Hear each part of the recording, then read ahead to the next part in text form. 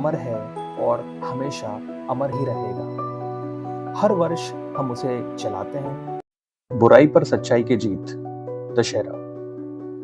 जब भी हम रामायण देखते हैं, उसके पात्रों से स्वयं को जोड़ते हैं, तब हमें से शायद ही कोई स्वयं को रावण, और अगर महिलाओं की बात की जाए तो स्वयं को सूर्पनखा समझती हो। हर कोई स्वयं को राम और सीता से ही जोड़ पाता है, और इसमें कोई बुराई भी नहीं है। किंतु वास्तविकता हम जानते हैं कि हम कौन हैं, और हमारा झुकाव किस और अधिक है। जी हाँ, मैं स्वयं को और आप सभी को रावण से जोड़ रहा हूँ। हो सकता है आप में से बहुत सारे लोगों को मुझ पर गुस्सा आ रहा हो, किंतु आपको मुझ पर गुस्सा होने से पहले इस वीडियो को पूरा देखना चाहिए, वरना ऐसा ना हो कि जल्दबाजी में आपसे भी वो गलती हो जाए जो रावण से रामायण में हुई थी। दोस्तों, क्या आप जानते हैं, जब भगवान श्री राम को लंका दहन करनी थी, इस हेतु शिवलिंग की स्थापना के लिए उन्होंने लंकापति रावण को आमंत्रित किया। अपने घर की पूजा भी हम अपने मित्रों से नहीं करवा पाते।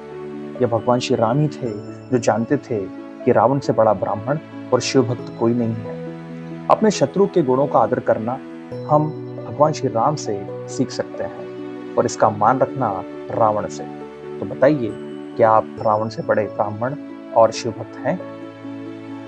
रावण ने माता सीता को कभी लंका में नहीं रखा, अशोक वाटिका में रखा। अशोक वाटिका में भी माता सीता त्रिष्टा रावण की सौतेली बहन के संरक्षण में रहती थी, जहां त्रिष्टा उन्हें अपनी बेटी के समान रखती थी और सेवा करती थी।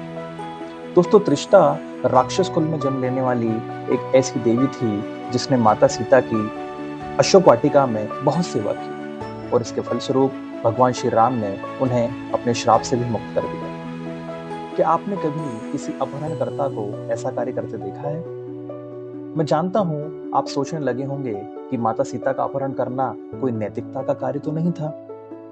यह रावण का गलत कृत्य था, यह मैं मानता हूं। एक महिला को उसकी इच्छा के विरुद्ध बंदी बनाना, उसका अपहरण करना कोई नैतिक कार्य नहीं है, और पूरी रामायण का केंद्र बिंदु भी तो यहीं से शुरू होता है।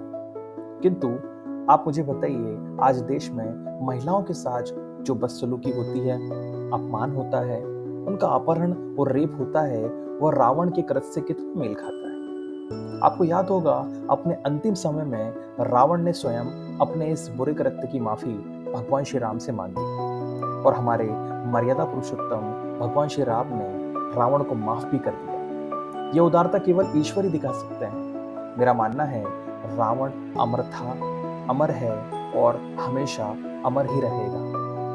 हर वर्ष हम उसे जलाते हैं और बुराई पर सच्चाई की जीत का उत्सव मनाते हैं, लेकिन अगले ही वर्ष वो फिर हमारे सामने आकर खड़ा हो जाता है। मैं तो बचपन से रावण को हर वर्ष मरते और अगले ही वर्ष उसे फिर से मरने के लिए आतुर दिखता हूँ। शायद भगवान श्री राम और रामायण की एक महत्वपूर्ण सीख से हम सभी चूक गए हैं। दोस्तों, दशहरा हमारे अंदर के रावण को, जो क्रोध, ईर्ष्या, लोभ, काम वासना आदि से भरा हुआ है, उसे जलाने के लिए है। आप अपने बाहर के रावण को जितना मारने की कोशिश करेंगे, हर वर्ष और अधिक बड़ा और शक्तिशाली वो होता जाएगा। यदि हम सच में रावण को मारना चाहते हैं, तो रावण को जलाना बंद कर देना चाहिए। हो सकता है आपको मेरी बात अजीब लगे, लेकिन जिसे स्वयं भगवान श्री राम ने माफ कर दिया हो, उसे सजा देने वाले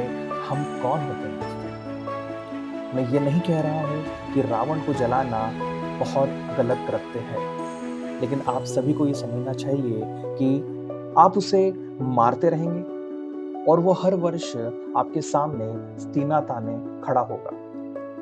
तो क्यों ना दोस्तों, इस दशहरा स्वयं के भीतर के रावण को जलाएं, और यही देश में राम राज्य और सुशासन की शुरुआत होगी। जय हिंद, जय भारत।